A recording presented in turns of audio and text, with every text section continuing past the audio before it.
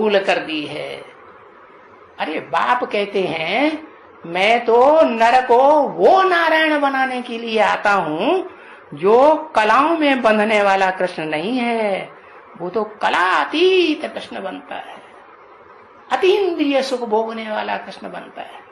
क्या इंद्रियों से सुख भोगता ही नहीं है? इंद्रियों की उसको परवाह रहती ही नहीं, ज्ञान इंद्रियों की भी परवाह नहीं, कर्म इंद्रियों की परवाह नहीं रहती है, नहीं, वो तो एकदम मृकंड ऋषि बन जाता है। क्या ज्ञान इंद्रियां भी जैसे कि नहीं है, खलास, और कर्म इंद्रियां भी जैसे कि नहीं है, ऐसी मन बुद्धि की स्टेज बनाता है। क्या कि उसका नाम ये पड़ता है काम के आधार पर मृकंडो। मृ मने मरना, कंडो मने प्रसन्न रहने वाला। कैसा मृकंड ऋषि? मरने में ही अपने को प्रसन्नता समझता है।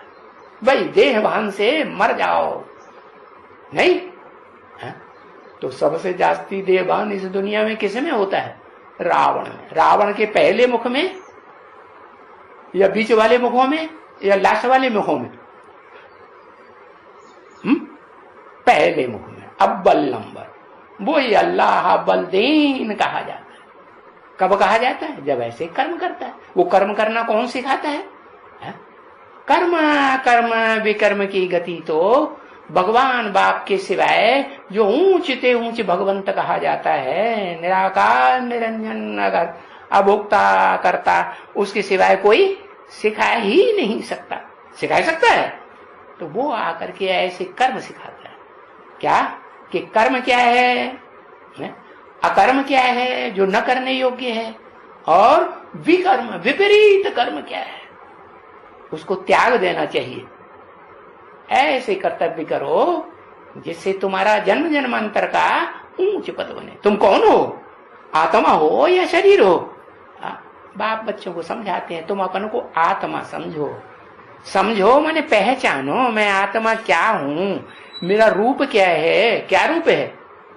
मुझे आत्मा का रूप, मैं आत्मा बाप का बच्चा हूं ना, तो जो बाप का रूप सो बच्चे का रूप। बाप का रूप क्या है?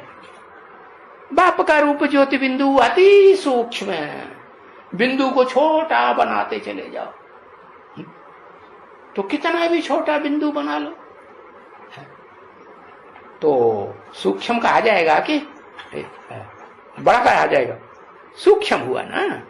तो आत्माएं जो हैं उस सूक्ष्म स्टेज में टिकने के लिए पुरुषार्थ करें कि हम शरीर नहीं है, हम देह ये स्थूल नहीं है, हम तो आत्मा हैं, और आत्माओं के बाप परम पिता परमात्मा के बच्चे।